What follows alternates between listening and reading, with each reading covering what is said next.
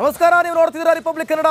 ನಾನು ಅಶ್ವದೇವಿತ್. ಎಸ್, ದರ್ಶನ್ ಮೇಲೆ ಬಂದಿರುವಂಥ ಕೊಲೆ ಆರೋಪದ ಪ್ರಕರಣ ಈಗ ತಾರ್ಕಿಕ ಮಟ್ಟಕ್ಕೆ ತಲುಪ್ತಾ ಇದೆ. ಈಗ ದರ್ಶನ್ಗೆ ಮೆಡಿಕಲ್ ಟೆಸ್ಟ್ ಮಾಡೋದಕ್ಕೆ ಎಲ್ಲ ರೀತಿಯ ಸಿದ್ಧತೆಯನ್ನು ಮಾಡಿಕೊಳ್ಳಲಾಗಿದೆ. ಬೌರಿಂಗ್ ಆಸ್ಪತ್ರೆಯಲ್ಲಿ ಆಸ್ಪತ್ರೆ ಮುಂಭಾಗ ಬಿಗಿ ಬಂದೋಬಸ್ತ್ ಅಳವಡಿಸಲಾಗಿದೆ. 50ಕ್ಕೂ ಹೆಚ್ಚು ಪೊಲೀಸರ ನಿಯೋಜನೆ ಮಾಡಲಾಗಿದೆ. 3 KSRP ತುಕಡಿ ನಿಯೋಜನೆ ಮಾಡಲಾಗಿದೆ. ಆಸ್ಪತ್ರೆ ಹೊರಗೆ ಬ್ಯಾರಿಗೇಡ್ ಹಾಕಿ ಭದ್ರತೆಯನ್ನು ಒದಗಿಸಲಾಗಿದೆ.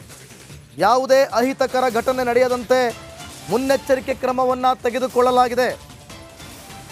ನಟ ದರ್ಶನನ್ನು ವಶಕ್ಕೆ ಪಡೆದು ವಿಚಾರಣೆ ಮಾಡುತ್ತಿರುವಂಥ ಪೊಲೀಸರು ಅವರನ್ನು ಮೆಡಿಕಲ್ ಟೆಸ್ಟ್ಗೆ ಕರೆದುಕೊಂಡು ಹೋಗೋದಕ್ಕೆ ಈಗ ಎಲ್ಲ ರೀತಿಯ ಸಿದ್ಧತೆಯನ್ನು ಮಾಡಲಾಗಿದೆ. ಸೊ ಅದರಂತೆ ಬೌರಿಂಗ್ ಆಸ್ಪತ್ರೆಯ ಮುಂಭಾಗ ನಟ ದರ್ಶನ್ ಸ್ಟಾರ್ ನಟ, ಕರ್ನಾಟಕದಲ್ಲಿ ಅತಿ ದೊಡ್ಡ ನಟ, ಅತಿ ಅಭಿಮಾನಿಗಳನ್ನು ಹೊಂದಿರುವಂಥ ನಟ. ಸೊ ಹಾಗಾಗಿ ಅವರ ಅಭಿಮಾನಿಗಳು ಈಗಲೂ ಕೂಡ ಸಮರ್ಥನೆ ಮಾಡಿಕೊಂಡದ್ದನ್ನು ನೀವು ರಿಪಬ್ಲಿಕ್ ಕನ್ನಡದಲ್ಲಿ ಗಮನಿಸಿದ್ದೀರಿ. ಅದರಂತೆ ಅಲ್ಲಿ ಬೌರಿಂಗ್ ಆಸ್ಪತ್ರೆ ಹತ್ರ ಅಭಿಮಾನಿಗಳು ಬರುವಂಥ ಸಾಧ್ಯತೆಗಳಿರುತ್ತೆ. ಯಾವುದೇ ಅಹಿತಕರ ಘಟನೆಗಳು ಕೂಡ ನಡೀಬಾರ್ದು. ಯಾವುದೇ ರೀತಿಯಲ್ಲೂ ಕೂಡ ಈ ರೀತಿಯಾದಂಥ ಘಟನೆಗಳು ಸಂಭವಿಸಬಾರ್ದು ಅನ್ನೋ ಕಾರಣದಿಂದ ಅಲ್ಲಿ ಬಿಗಿ ಭದ್ರತೆಯನ್ನು ಒದಗಿಸಲಾಗಿದೆ. ಬೌರಿಂಗ್ ಆಸ್ಪತ್ರೆಯಲ್ಲಿ ಸಕಲ ಸಿದ್ಧತೆಯನ್ನು ಮಾಡಿಕೊಳ್ಳಲಾಗಿದೆ ಮೆಡಿಕಲ್ ಟೆಸ್ಟ್ಗೆ. ಹಾಗಾಗಿ ಆಸ್ಪತ್ರೆಯ ಮುಂಭಾಗದಲ್ಲಿ ಸುತ್ತಮುತ್ತ 50ಕ್ಕೂ ಹೆಚ್ಚು ಪೊಲೀಸರನ್ನು ನಿಯೋಜಿಸಲಾಗಿದೆ. ಅಲ್ಲಿ 3 KSRP ತುಕಡಿಯನ್ನು ನಿಯೋಜನೆ ಮಾಡಲಾಗಿದೆ. ಆಸ್ಪತ್ರೆ ಹೊರಭಾಗದಲ್ಲಿ ಬ್ಯಾರಿಗೇಡ್ಗಳನ್ನು ಅಳವಡಿಸಲಾಗಿದೆ. ಬ್ಯಾರಿಗೇಡ್ಗಳನ್ನು ಅಳವಡಿಸಿ ಯಾವುದೇ ಅಹಿತಕರ ಘಟನೆಗಳಿಗೆ ದಾರಿ ಮಾಡಿಕೊಡದಂತೆ ಅಲ್ಲಿ ಈಗಾಗಲೇ ಎಲ್ಲ ರೀತಿಯ ಭದ್ರತೆಯನ್ನು ಒದಗಿಸಲಾಗಿರೋದು. ಮುನ್ನೆಚ್ಚರಿಕೆಯನ್ನು ತೆಗೆದುಕೊಂಡಿದ್ದಾರೆ ಪೊಲೀಸರು. ಈಗಾಗಲೇ ತನಿಖೆಯನ್ನು ಮಾಡುತ್ತಿದ್ದಾರೆ.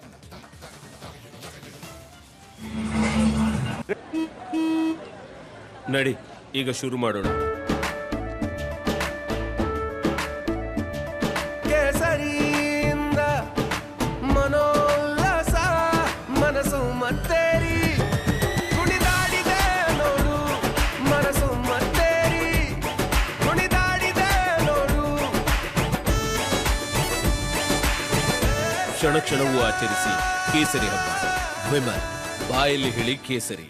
ಭೇಟಿ ಮಾಡಿದ್ರೆ ಏನಾಗ್ತದೆ ಸರ್ ಪ್ರಕರಣ? ಇಲ್ಲ ಏನು ಆಗ್ತಾ ಇಲ್ಲ, ಜಸ್ಟ್ ಇನ್ವೆಸ್ಟಿಗೇಷನ್ ಮಾಡ್ತಾ ಇದ್ದಾರೆ. ಅವರೇನು ಅರೆಸ್ಟ್ ಮಾಡಿಲ್ಲ. ನೋಡೋಣ, ಮೇ ಬಿ ಅವರೇನು ಅಂಥದ್ದೇನು ತಪ್ಪು ಮಾಡಿಲ್ಲ. ನೋಡೋಣ, ಸ್ಟಿಲ್ ಅದು ಏನಾಗುತ್ತೆ ನೋಡಿಕೊಂಡು ಒಂದು 2 hours ಆದಮೇಲೆ ಬರೋಕ್ಕೆ ಹೇಳಿದ್ದಾರೆ. ಅಲ್ಲಿ ಟಾಕ್ ಇನ್ವೆಸ್ಟಿಗೇಷನ್ ನಡೀತಾ ಇದೆ ಅಷ್ಟೇ.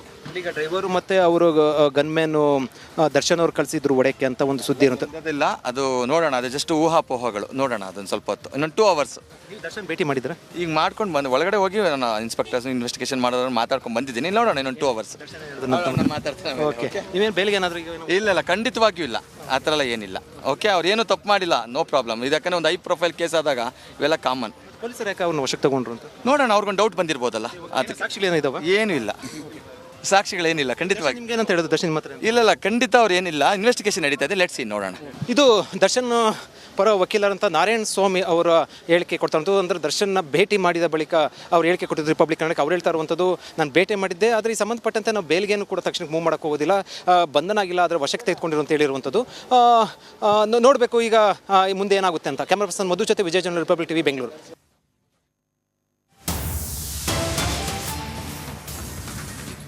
ನೋಡಿ, ಶನಿವಾರ ಬೆಳಗ್ಗೆ 10ಕ್ಕೆ ಹೊರಡುವಂಥ ರೇಣುಕಾ ಸ್ವಾಮಿಯನ್ನು ಕರೆದುಕೊಂಡು ರಘು ಹೊರಡ್ತಾನೆ. ಶನಿವಾರ ಬೆಳಗ್ಗೆ 10ಕ್ಕೆ ರೇಣುಕಾ ಸ್ವಾಮಿ ಹೊರಡೋದು. ರೇಣುಕಾ ಸ್ವಾಮಿಯನ್ನು ಕರೆದುಕೊಂಡು ರಘು ಹೊರಡ್ತಾನೆ. ಮಧ್ಯಾಹ್ನ 12:30ಕ್ಕೆ ನೇರವಾಗಿ ಪಟ್ಟಣಗೆರೆ ಶೆಡ್ ಬಳಿ ಬರ್ತಾರೆ. ಏನಾಯಿತು ಘಟನೆ ಅಂತ ಇದು ವಿವರಣೆ. 3 ಗಂಟೆ ವೇಳೆ ಶೆಡ್ಗೆ ಹೋಗಿರುವ ದರ್ಶನ್ ಮತ್ತು ಪವಿತ್ರ ಗೌಡ 3 ಗಂಟೆಯ ವೇಳೆಗೆ ಸುಮಾರು 1 ಗಂಟೆಗೂ ಹೆಚ್ಚು ಕಾಲ ದರ್ಶನ್ ಮತ್ತು ಪವಿತ್ರ ಗೌಡ ಶೆಡ್ನಲ್ಲಿದ್ದರು ಅನ್ನುವಂಥ ಡೀಟೇಲ್ಸ್ ಗೊತ್ತಾಗ್ತಾ ಇದೆ. ನೋಡಿ, ಏನಾಯಿತು ಈ ಒಂದು ಪ್ರಕರಣ ಅಂತ, ಈ ಘಟನೆ ಹೇಗೆ ನಡೀತು ಅಂತ. ಶನಿವಾರ ಬೆಳಗ್ಗೆ ರೇಣುಕಾ ಸ್ವಾಮಿ 10 ಗಂಟೆಗೆ ಹೊರಡ್ತಾರೆ. ರಘು ಅನ್ನುವಂಥ ವ್ಯಕ್ತಿ ರೇಣುಕಾ ಸ್ವಾಮಿಯನ್ನು ಕರೆದುಕೊಂಡು ಹೊರಡ್ತಾನೆ. ಮಧ್ಯಾಹ್ನ 12:30ಕ್ಕೆ ಪಟ್ಟಣಗೆರೆ ಶೆಡ್ ಏನಿದೆಯಲ್ಲ, ಆ ಶೆಡ್ ಬಳಿ ಬರ್ತಾರೆ. 1 ಗಂಟೆಯಿಂದ ನಿರಂತರವಾಗಿ ರೇಣುಕಾ ಸ್ವಾಮಿ ಮೇಲೆ ಹಲ್ಲೆ ಆಗಿದೆ. 3 ಗಂಟೆ ವೇಳೆಗೆ ದರ್ಶನ್ ಮತ್ತು ಪವಿತ್ರ ಗೌಡ ಅಲ್ಲಿಗೆ ಬರ್ತಾರೆ. ಅದಾದಮೇಲೆ ಏನಾಯಿತು ಅಂತೇಳಿ ಶನಿವಾರ ಸಂಜೆ 7 ಗಂಟೆ ಸುಮಾರಿಗೆ ಮತ್ತೆ ಆರೋಪಿಗಳಿಂದ ಹಲ್ಲೆ ಆಗಿದೆ. ಅವತ್ತೇ ಸಂಜೆ 7 ಗಂಟೆಗೆ ಮತ್ತೆ ಎಷ್ಟರ ಮಟ್ಟಿಗೆ ಚಿತ್ರಹಿಂಸೆ ಕೊಟ್ಟಿರಬೇಡ. ಡ್ರಿಂಕ್ಸ್ ಮಾಡುತ್ತಾ ರೇಣುಕಾ ಸ್ವಾಮಿಗೆ ಆರೋಪಿಗಳು ಹಿಂಸೆ ಕೊಟ್ಟಿದ್ದಾರೆ. ಡ್ರಿಂಕ್ಸ್ ಮಾಡಿಕೊಂಡು ಆತನಿಗೆ ಹಿಂಸೆ ಕೊಟ್ಟಿರೋದು. ರಾತ್ರಿ 11ಕ್ಕೆ ರೇಣುಕಾ ಸ್ವಾಮಿ ಸಾವನ್ನಪ್ಪಿರೋದಾಗಿ ದರ್ಶನ್ಗೆ ಮಾಹಿತಿ ಸಿಕ್ಕಿದೆ. ಬಳಿಕ ಶವವನ್ನು ಏನು ಮಾಡಬೇಕು ಅಂತ ಅವರಿಗೆ ಚಿಂತೆ ಶುರುವಾಗಿದೆ. ಕೊನೆಗೆ ಶವವನ್ನು ಬಿಸಾಡೋದಕ್ಕೆ ಕಾರಿನಲ್ಲಿ ತೆರಳುತ್ತಾರೆ ಆರೋಪಿಗಳು. ಸಾವನ್ನಪ್ಪಿದ ನಂತರ ಕೇವಲ ಅರ್ಧ ಗಂಟೆಯಲ್ಲಿ ಶವವನ್ನು ತಂದು ಬಿಸಾಡ್ತಾರೆ ಆರೋಪಿಗಳು.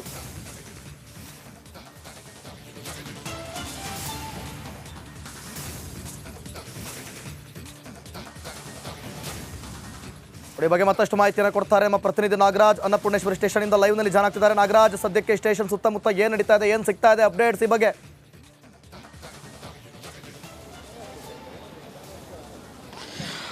ದಿವಿತ್, ಏನು ಅನ್ನಪೂರ್ಣೇಶ್ವರಿ ನಗರ ಪೊಲೀಸ್ ಠಾಣೆಯಲ್ಲಿ ಸದ್ಯಕ್ಕೆ ಏನು ಆರೋಪಿಗಳ ಒಂದು ರಿಮೈಂಡ್ ಅರ್ಜಿ ಸಿದ್ಧವಾಗ್ತಾ ಇದೆ. ಅವರನ್ನು ನ್ಯಾಯಾಲಯಕ್ಕೆ ಹಾಜರುಪಡಿಸಿದಾಗ ಯಾವ ಒಂದು ಕಾರಣಕ್ಕೆ ಆರೋಪಿಗಳು ಕಸ್ಟಡಿಗೆ ಬೇಕು ಅಂತಂತೇಳಿ ಪೊಲೀಸರು ಒಂದು ಡೀಟೇಲ್ಡ್ ಆಗಿ ಸುಮಾರು 16 ಅಂಶಗಳ ಮಾಹಿತಿಯನ್ನು ರೆಡಿ ಮಾಡ್ತಾ ಇದ್ದಾರೆ. ರಿಮೈಂಡ್ ಅರ್ಜಿಯನ್ನು ರೆಡಿ ಮಾಡ್ತಾ ಇದ್ದಾರೆ ಅನ್ನೋ ಮಾಹಿತಿ ಸದ್ಯಕ್ಕೆ ಸಿಗ್ತಾ ಇರ್ತಕ್ಕಂಥದ್ದು ಒಂದು ಕಡೆ. ಆದರೆ ಮತ್ತೊಂದು ಕಡೆ ಈ ಒಂದು ಟೈಮ್ ಲೈನ್ ಏನಿದೆ, ಈ ಒಂದು ಆರೋಪಿಗಳು ರೇಣುಕಾ ಸ್ವಾಮಿಯನ್ನು ಕೊಲೆ ಮಾಡಿದಂಥ ಟೈಮ್ ಲೈನ್ ಈಗಾಗಲೇ ಪೊಲೀಸರಿಗೆ ಪರ್ಟಿಕ್ಯುಲರ್ ಆಗಿ ಸಿಕ್ಕಿರ್ತಕ್ಕಂಥದ್ದು. ಅದರಲ್ಲಿ ಪ್ರಮುಖವಾಗಿ ಶನಿವಾರ ಬೆಳಗ್ಗೆ 10 ಗಂಟೆಗೆ ಶುರುವಾಗುವಂತಹ ಈ ಒಂದು ಪ್ರಹಸನ ಕೊನೆಗೆ ಅಂತ್ಯ ಆಗುವಂಥದ್ದು. ಇವತ್ತು ನಟ ದರ್ಶನ್ ಅವರನ್ನು ಏನು ಬೆಳಗ್ಗೆ 7:30 ಸುಮಾರಿಗೆ ಒಂದು ಮೈಸೂರಿನಲ್ಲಿರ್ತಕ್ಕಂಥ ಹೋಟೆಲ್ನಲ್ಲಿ ಅರೆಸ್ಟ್ ಮಾಡ್ತಾರೆ. ಆ ಅರೆಸ್ಟ್ ಮಾಡಿದ ಬಳಿಕ ವಶಕ್ಕೆ ಪಡೆದು ಠಾಣೆಗೆ ಕರೆದುಕೊಂಡು ಬರ್ತಾರೆ ಇವತ್ತು 10:30 ಸುಮಾರಿಗೆ. ಇಲ್ಲಿವರೆಗೂ ಈ ಒಂದು ಇದು ನಡೆದಿರ್ತಕ್ಕಂಥದ್ದು. ಈ ಒಂದು ಇದರಲ್ಲಿ ಸುಮಾರು ಮೊದಲು ಏನು ಆತನನ್ನು ಶನಿವಾರ 1 ಗಂಟೆ ಸುಮಾರಿಗೆ ಇಲ್ಲಿಗೆ ಕರೆದುಕೊಂಡು ಬರ್ತಾರೆ. 1 ಗಂಟೆ ಸುಮಾರಿಗೆ ಕರೆದುಕೊಂಡು ಬಂದ ನಂತರ ಇಲ್ಲಿ ಸಾಕಷ್ಟು ಬಾರಿ ಆತನ ಮೇಲೆ ಹಲ್ಲೆ ಆಗುತ್ತೆ. ಕೊನೆಗೆ ಸಂಜೆ 7 ಗಂಟೆಯಿಂದ ಪುನಃ ಆರೋಪಿಗಳು ಡ್ರಿಂಕ್ಸ್ ಮಾಡ್ತಾ ಆತನ ಮೇಲೆ ಹಲ್ಲೆಯನ್ನು ಮಾಡೋದನ್ನು ಕಂಟಿನ್ಯೂ ಮಾಡ್ತಾರೆ. ಜೊತೆಗೆ 11 ಗಂಟೆ ವೇಳೆಗೆ ಆತ ಮೃತಪಟ್ಟಿರೋದ್ರ ಬಗ್ಗೆ ಆರೋಪಿಗಳಿಗೆ ಅದೇ ಶೆಡ್ನಲ್ಲಿ ಸ್ಪಷ್ಟತೆ ಸಿಗುತ್ತೆ. ಕೂಡಲೇ ವಿಚಾರವನ್ನು ದರ್ಶನ್ ಅವರ ಗಮನಕ್ಕೆ ತೆಗೆದುಕೊಂಡು ಹೋಗ್ತಾರೆ. ಕೊನೆಗೆ 11 ಗಂಟೆಯಿಂದ 1 ಗಂಟೆವರೆಗೂ ಸುಮಾರು 2 ಗಂಟೆಗಳ ಕಾಲ ಈ ಒಂದು ಶವವನ್ನು ಏನು ಮಾಡಬೇಕು ಅನ್ನೋದ್ರ ಬಗ್ಗೆ ಚರ್ಚೆಯನ್ನು ಮಾಡ್ತಾರೆ. ನಂತರ ಕೇವಲ ಅರ್ಧ ಗಂಟೆಯಲ್ಲಿ ಹೆಣವನ್ನು ತಂದು ಏನು ಔಟರ್ ರಿಂಗ್ ರಸ್ತೆಯಲ್ಲಿ ಇರ್ತಕ್ಕಂಥ ಅನ್ನಪೂರ್ಣೇಶ್ವರಿ ನಗರ ಪೊಲೀಸ್ ಠಾಣಾ ವ್ಯಾಪ್ತಿಯಲ್ಲಿ ಎಸೆದು ಹೋಗುವಂಥದ್ದು. ಜೊತೆಗೆ ಆದರೆ ಅವತ್ತು ರಾತ್ರಿ ಏನು ಭಾನುವಾರ ಬೆಳಗಿನ ಜಾವ 1 ಗಂಟೆಗೆ ಇವರು 1:15ಗೆ ಎಸೆದು ಹೋಗ್ತಾರೆ. ಬೆಳಗ್ಗೆ ಸೆಕ್ಯೂರಿಟಿ ಗಾರ್ಡ್ ನೋಡಿದ ಮೇಲೆ ಈ ಒಂದು ಅಪರಿಚಿತ ಶವ ಸಿಕ್ಕುವಂಥದ್ದು. ಸೋಮವಾರ ಬೆಳಗ್ಗೆ ಈತ ಚಿತ್ರದುರ್ಗದ ಮೂಲದ ವ್ಯಕ್ತಿ ಅನ್ನೋದು ಗೊತ್ತಾಗುತ್ತೆ. ಅದಾದ ಬಳಿಕ ಪೊಲೀಸರಿಗೆ ಅದಕ್ಕೂ ಮೊದಲು ಭಾನುವಾರ ನೈಟೇ ಒಬ್ಬ ಆರೋಪಿ ಫೋನ್ ಮಾಡಿ ಒಬ್ಬ ಸಬ್ ಇನ್ಸ್ಪೆಕ್ಟರ್ ಜೊತೆ ಸಂಭಾಷಣೆಯನ್ನು ಮಾಡ್ತಾನೆ. ಈ ಥರ ಒಂದು ಅಪರಾಧವನ್ನು ನಾವು ಎಸಗಿದ್ದೀವಿ ಅಂತ ಕೂಡಲೇ ಸಬ್ ಇನ್ಸ್ಪೆಕ್ಟರ್ ಅವ್ರಿಗೆ ಖಡಕ್ಕಾಗಿ ಎಚ್ಚರಿಕೆ ಕೊಡ್ತಾರೆ. ಇದರಿಂದ ನೀವು ತಪ್ಪಿಸ್ಕೊಳ್ಳೋದಕ್ಕಾಗೋದಿಲ್ಲ, ಬಂದು ಸರೆಂಡರ್ ಆಗಿ ಅಂತೇಳಿ. ಅದರಂತೆ ನಿನ್ನೆ ಸಂಜೆ 4 ಗಂಟೆಗೆ ಮೊದಲಿಗೆ 3 ಬಂದು ಸರೆಂಡರ್ ಆಗ್ತಾರೆ. 4 ಗಂಟೆಗೆ ಬಂದು